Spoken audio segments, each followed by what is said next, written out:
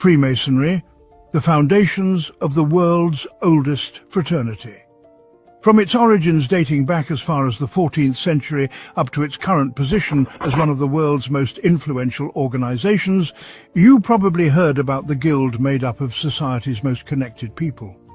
Let's unravel the history of the Freemasons as we uncover both facts and interesting trivia about this intriguing group. So who were the Freemasons? Initially, it was a guild for stonemasons. The earliest official English documents that refer to the Masons are written in Latin and have been dated as far back as the 12th century.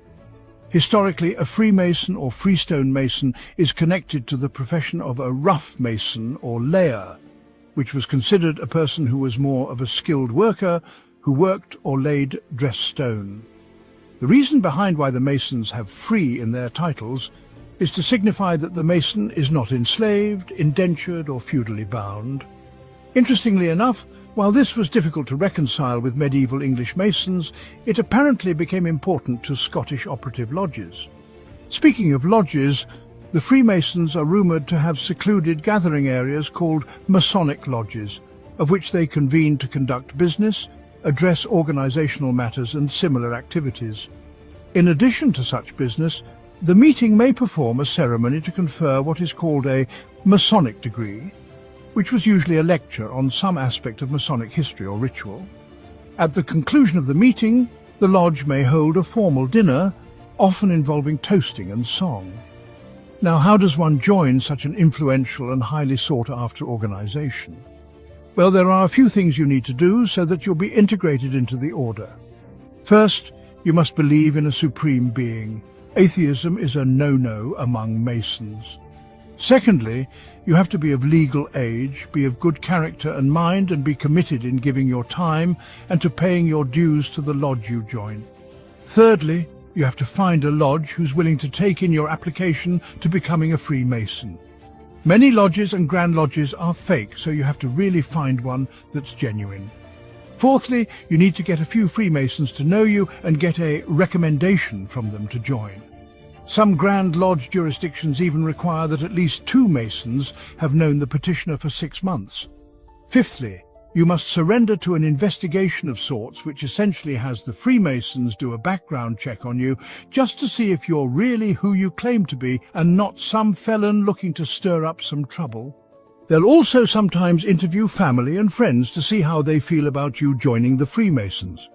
Lastly, a degree of ceremonies is held and you are indicted into the Freemasons.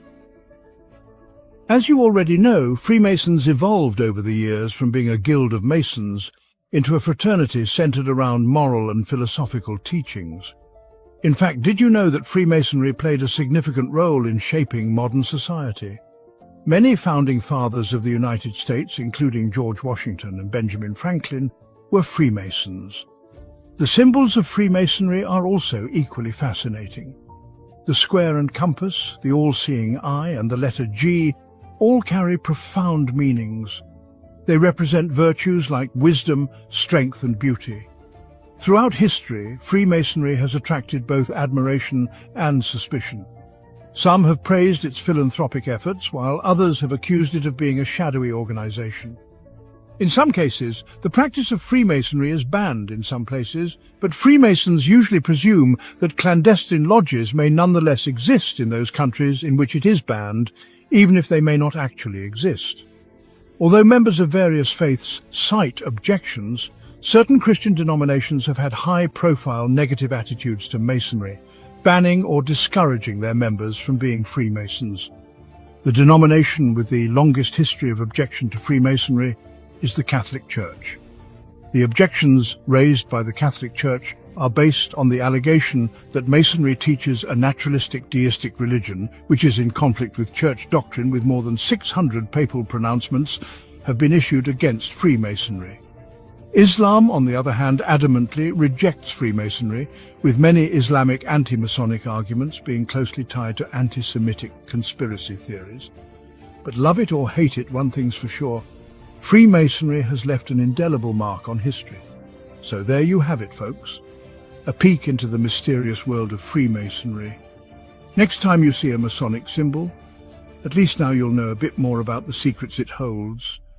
Thanks for tuning in, and don't forget to leave a like or a comment about your experience with Freemasons, or if you are one, share your experience. Until then, we hope to see you again sometime. Thank you for watching Amazing Time Capsule. Don't forget to like, follow, and share. If you love our content, please send stars. Your support helps us make more videos like this.